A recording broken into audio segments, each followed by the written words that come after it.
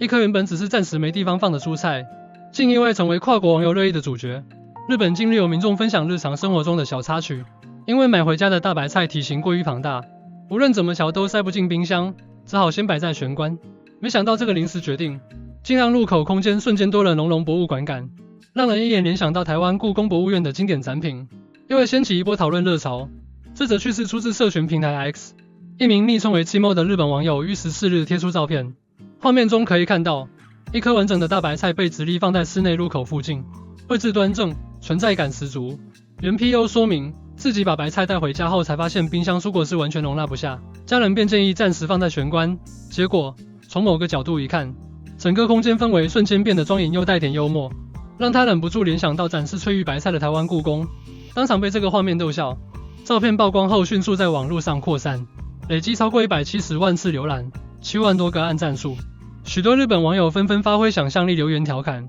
这根本是艺术作品，玄关直接变成展览场，看起来好神圣，让我想起之前去台湾旅行的回忆。摆放方式一对，真的很像玉雕。翠玉白菜本尊其实还比较小颗，甚至有人笑说，如果旁边再出现几只昆虫，整体完成度会更高。这颗被戏称为民宅版翠玉白菜的画面，也吸引不少台湾网友转发关注，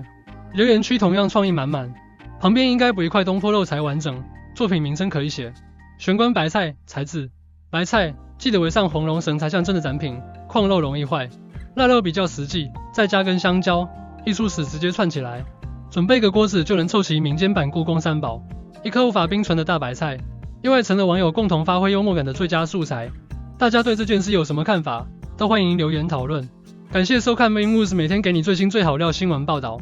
欢迎订阅我们的频道，按赞分享，开启小铃铛。